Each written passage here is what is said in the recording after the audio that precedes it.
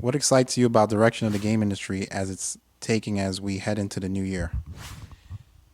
You know, I think one of the great joys and terrors of our industry is that it remakes itself about every 5 years. Every 5 years, some major pillar of the industry collapses, and some entirely new way of gaming that few, or at least I, did not predict, comes to the surface. Fortunately for me, PC gaming seems to have survived straight through. And I can't tell you how many times I've heard about the death of PC gaming down through the years as one console or another has taken off. My personal prediction, and by the way, my predictions are only 50-50 chances of being right historically, but my current prediction is that console gaming is dead. I actually think that tablets are now ultimately going to crush consoles. That the trouble of hooking up a console into your stereo is such a pain that in the long run it'll all be virtualized, and you can just flick it from your phone or some other tablet up onto that screen and use your device as a controller. And the TV's connected to the internet anyway, and there's rendering power in that TV. There's rendering power in your mobile device. I'm not sure where the space is for the trouble of a console personally. But we'll see. 50-50 chance, I'd say. But the thing that excites me is that we're finally to the point where content is really becoming king over the constant chase of technology. We can now basically do real-time cinematics of rivaling the movie industry in a way that means, there's still work to be done there by all means. We can't do all the physics and all the lighting and all the fogging and all the AI concurrently quite yet, but we're close. We're close to reality engines technologically. What that therefore means is the creativity is becoming king. It's, I can make a world that looks real, but why do I want to go there?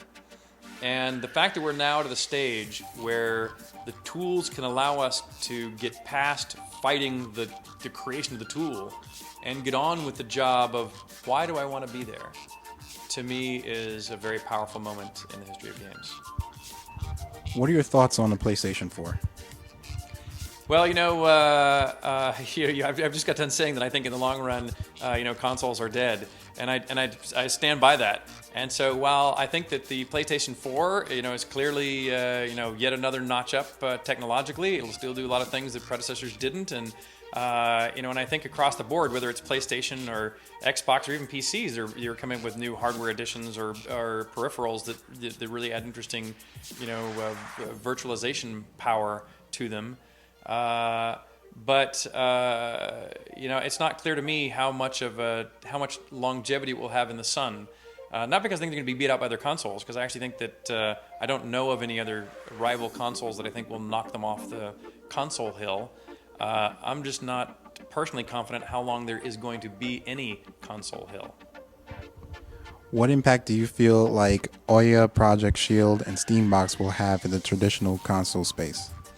Interesting. Yeah, we have a discussion about these kind of Android and other tablets or consoles, working in the space that are more open as opposed to controlled by one of the big companies. And so a lot of my own team are very bullish on those, and we have a lot of customers. In fact, I wouldn't be too surprised if during our crowdfunding campaign that we get a lot of people lobbying to support some of these standards as well.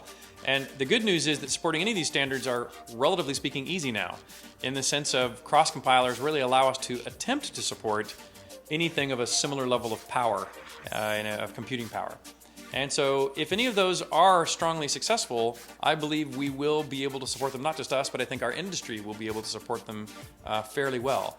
But I think the biggest impact it's going to have is in the business model of console development. As you I expect if you think about Nintendo or Sony or any of the people that make consoles, generally speaking, they sell the console at below cost and instead make their money back on selling, on a royalty associated with the games that they license to be on their console. And these new efforts, I think, are going to really change that business model because there's no license fee to support those, and so the proper democratized economics should prevail. What are your thoughts on one of the Oculus Rift and the advent of affordable virtual reality? You know, I have been a virtual reality fan and a virtual reality skeptic for my whole life. I can't tell you how many times I've been excited to hear that there is a new virtual reality potential piece of equipment to use. For example, goggles with head tracking, or to build out a cave you can project into, or a hemisphered station you could sit in that has maybe some full motion and a visual display. And almost any of these that have seemed promising, I've gone out and bought in the hopes that the dream of being able to go really live within one of these virtual worlds is true. That being said, so far it's never been true. And so when I look at these new efforts where people are doing I think some great work to really study the problem, what I call more scientifically versus less hobbyist-like, it gives me some hope that really we will really start to solve the VR problem and make a VR room become something that's practical. But I've not personally ever had a demo that I think fulfills that yet. So I have hope, but I'm not yet convinced.